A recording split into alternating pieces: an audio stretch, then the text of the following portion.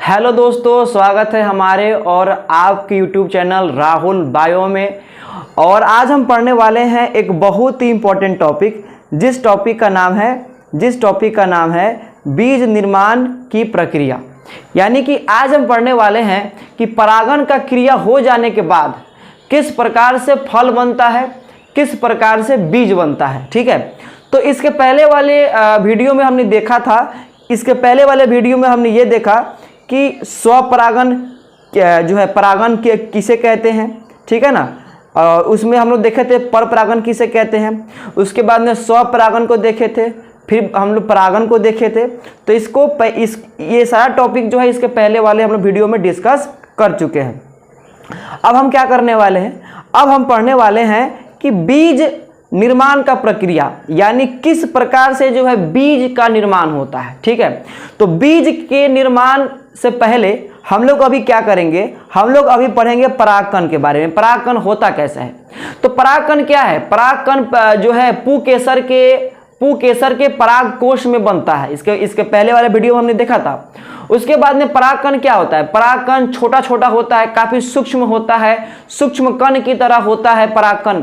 और परागकण जो है काफी हल्का भी होता है। ठीक है, और परागकण को अगर देखा जाए तो परागकण के यहाँ पे आप देख सकते हैं कि परागकण के चारों बगल एक मोटा आवरण पाया जाता है, जो आपको येलो कलर का दिखाई दे रहा होगा, है कि ना। और उस आवरण के अंदर 3 कोशिका होते हैं। एक बड़ा वाला कोशिका जिसको कायिक कोशिका कहते हैं, और 2 छोटे छोटे कोशिका होते हैं जिसको हम लोग जो है नर युग्मक कहते हैं।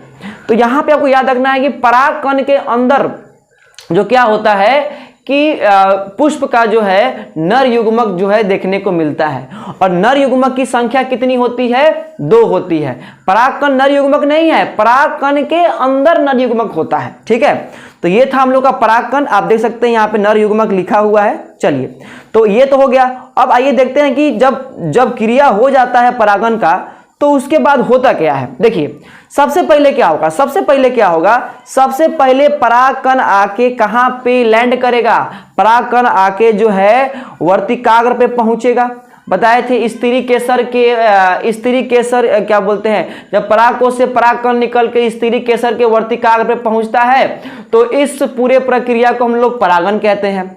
तो सबसे पहले तो होगा परागण। ठीक है, और परागण के दौरान क्या होगा, परागकण आके स्त्री केसर के वर्तिकाग्र पे जो है आके पहुंचेगा। ठीक है, पहुंचने के बाद क्या होगा कि परागकण से क्या बनेगा, परागकण से पराग नली बनेगा। ठीक है, अब देखिए यहाँ पे आप देख सकते हैं कि यहाँ पे हम लोग का बीजांड है, और इस बीजांड के बीच में यहाँ पे आप देख सकते हैं कि यहाँ पे मादा युग्मक है।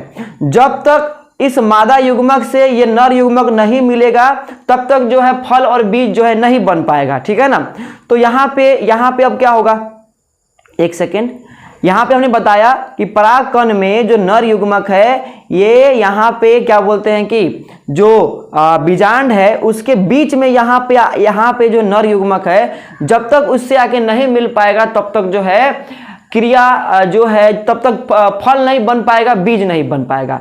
तो इस परागकण के अंदर हम लोग को देखने को मिल रहा है वो नर युग्मक। तो यहाँ पे क्या होगा, यहाँ पे यही होगा कि सबसे पहले क्या होगा कि यहाँ पे जब परागकण यहाँ पे पहुंचेगा वर्तिकाग्र पे, तो वर्तिकाग्र पे पहुंचते ही यहाँ से एक नली बनेगा, एक पाइप बनेगा, है कि ना। और ये नली जो है क्या बोलते हैं कि वर्तिका से होते हुए, ये तो वर्तिकाग्र है, ये वाला हम लोग का वर्तिका होता है, तो वर्तिका से होते हुए अंडाशय में जो है पहुंचकर जहां बीजांड है वहां तक पहुंचेगा। ठीक है, और यहाँ पे इस प्रक्रिया को हम लोग क्या कहते हैं, इसको हम लोग बोलते हैं रसायनानुवर्तन। इसके बारे में आप लोग पढ़े होंगे। ठीक है, तो यहाँ पे क्या हो रहा है, सिंपल एक बार आपको हम फिर से रिपीट कर देते हैं। यहाँ पे हुआ है कि परागकण जो है वर्तिकाग्र पे पहुंचा, वर्तिकाग्र पे पहुंचते ही पराग नली बना, और ये नली जो है अंडाशय के जो बीजांड है वहां तक पहुंचा। अब क्या होगा, इस नली के अंदर नर युग्मक, यहाँ पे आप देख रहे हैं, यहाँ पे नर युग्मक, ये नर युग्मक धीरे धीरे इस पराग नली से ऐसे गति करते हुए जो है यहाँ पे पहुंचेगा, और यहाँ पे जो यहाँ पे जो अंडाशय के अंदर जो बीजांड है और उसके अंदर जो अंड कोशिका है उससे जाके मिलेगा, तब जाकर क्रिया होगा निषेचन का। और निषेचन का क्रिया हो जाने के बाद उससे बनेंगे युग्मनज, युग्मनज से आगे भ्रूण बनेगा और तब जाकर आगे जो है फल और बीज का निर्माण होगा। ठीक है, तो यहाँ पे आप लोग को समझ में आया है, क्या समझ में आया है कि यहाँ पे एक बार फिर से देखते हैं कि पराग नली यहाँ पे पहुँचा बीजांड में और इसी पराग नली में दोनों नर युग्मक आएगा,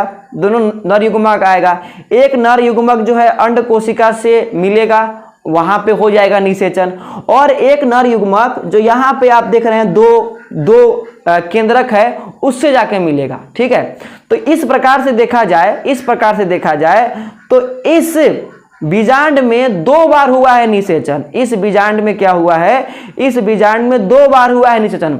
ये पहला निषेचन कब हुआ है, जब जाके अंड कोशिका से मिला है, और दूसरा पहला नर युग्मक जो है अंड कोशिका से मिला है, और दूसरा नर युग्मक कहाँ मिला है, दूसरा नर युग्मक जाके यहाँ पे बीच में जो 2 केंद्रक दिख रहे हैं यहाँ पे उससे जाके मिला है। तो यहाँ पे जो क्या हुआ है, यहाँ पे निषेचन 2 बार हुआ है,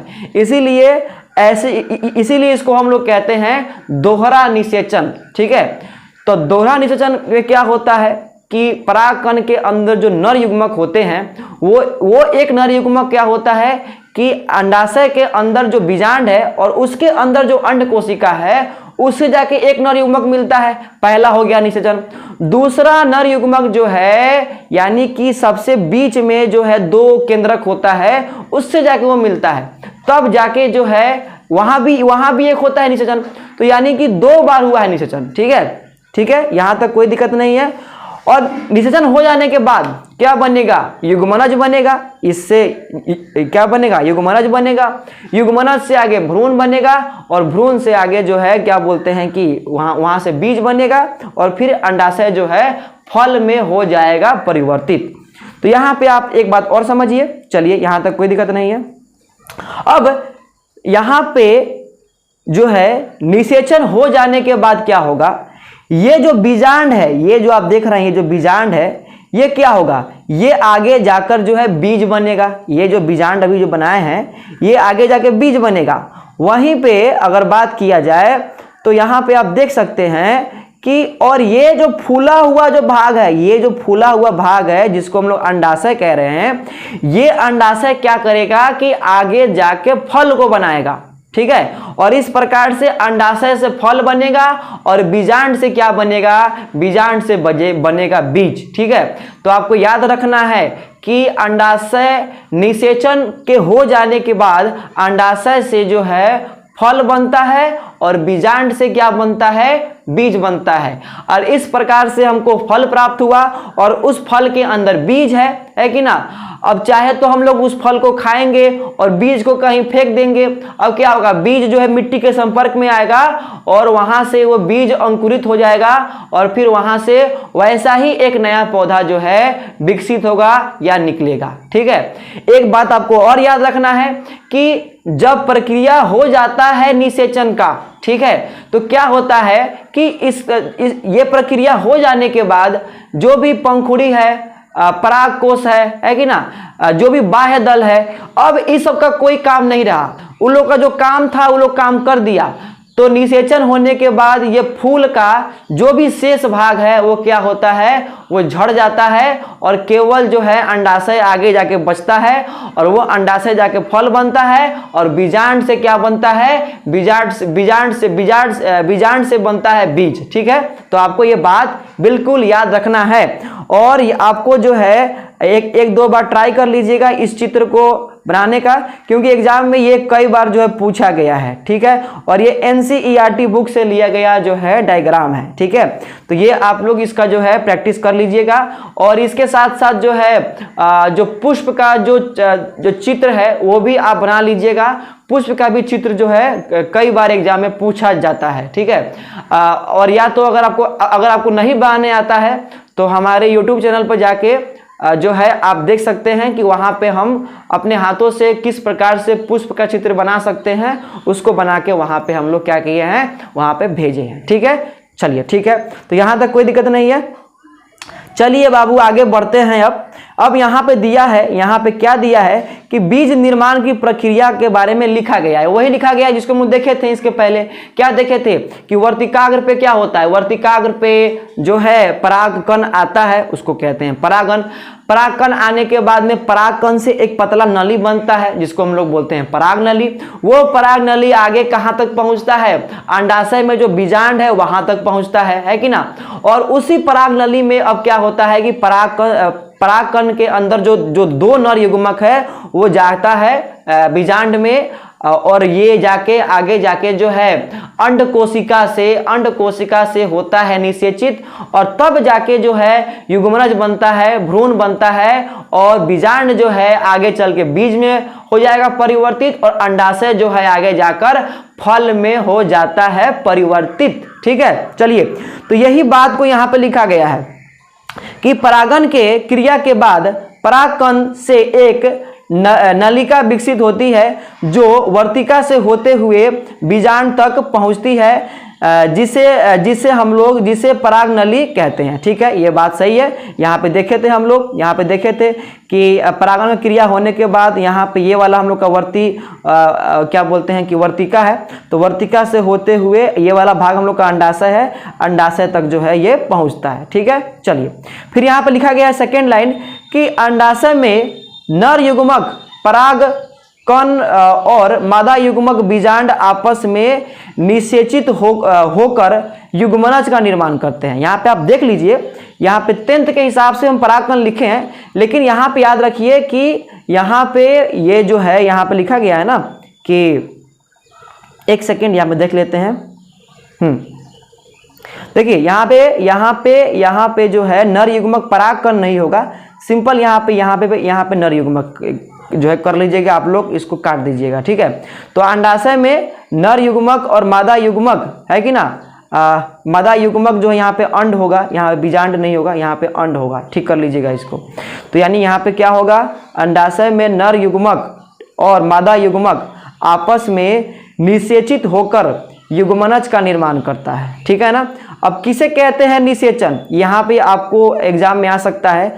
तो जब नर युग्मक और मादा युग्मक आपस में मिलते हैं तो उस प्रक्रिया को हम लोग कहते हैं निषेचन।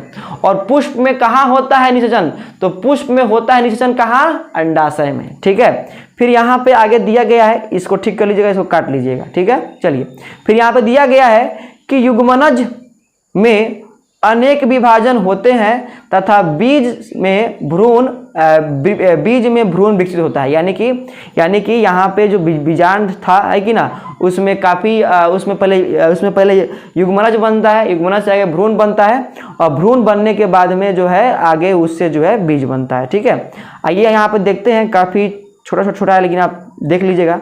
यहाँ पे लिखे हैं कि युग्मनज में अनेक विभाजन होता है तथा बीजांड में भ्रूण विकसित होता है। वही बात लिखा गया है कि बीजांड में एक कठोर आवरण विकसित होता है, यह बीज में परिवर्तित हो जाता है। यहाँ पे बताया गया है कि ये जो हम लोग का यहाँ पे ये जो हम लोग का बीजांड था है कि ना, ये जो बीजांड था इसमें एक कठोर आवरण बनेगा, और ये कठोर आवरण क्या करेगा कि आगे जाकर इसको बीज को बनाएगा। ठीक है, और उस कठोर आवरण के अंदर देखने को मिलेगा हमको उसका भ्रूण। ठीक है, चलिए फिर यहाँ पे लिखा गया है, आगे हम लोग देखते हैं। चलिए फिर यहाँ पे लिखा गया है कि अंडाशय तीव्रता से वृद्धि करता है तथा परिपक्व होकर फल बनाता है। बोला गया है कि अंडाशय काफ़ी तेज़ी से वृद्धि करता है, और वृद्धि करने के बाद में अंडाशय से क्या बनता है, फल बनता है। इस अंतराल में बाह्यदल, पंखुड़ी, पुकेसर, वर्तिकाग्र प्रायः मुरझाकर गिर जाते हैं। अब आपको बताए थे इस सब का कोई काम नहीं रहा, तो ये सब क्या होगा, मुरझा के जो है ये सब गिर जाएगा। ठीक है, फिर यहाँ पे लास्ट लाइन लिखा गया है कि बीज में भावी पौधा या भ्रूण होता है जो उपयुक्त परिस्थिति में नवोद्भिद में विकसित हो जाता है। इस प्रक्रम को अंकुरन कहते हैं। यानी बोला गया है कि बीज में छोटा सा भ्रूण होता है या पौधा होता है, जब उसको अनुकूल परिस्थिति मिलता है तो वहाँ पे वो क्या होता है, वो अंकुरित होता है, और इस प्रकार से जो है नए पौधे का निर्माण होता है, और इस पूरे प्रक्रिया को हम लोग क्या कहते हैं, इस पूरे प्रक्रिया को कहते हैं हम लोग अंकुरन। ठीक है, तो ये था हम लोग का कि बीज का निर्माण कैसे होता है और फल का निर्माण कैसे होता है। ठीक है, तो इस टॉपिक में हमने पढ़ा कि बीज निर्माण की प्रक्रिया। अगर आपको कोई डाउट हो तो आप कमेंट कर सकते हैं, है कि ना। अगर आपको वीडियो अच्छा लगा हो तो वीडियो को लाइक कर सकते हैं, साथ ही साथ हमारे चैनल को सब्सक्राइब भी कर सकते हैं, ताकि इसी प्रकार से वीडियो जो है आपको टाइम पर मिलते रहे। तो मिलते हैं एक नए वीडियो में एक नए टॉपिक के साथ, तब तक के लिए जय हिंद, जय भारत।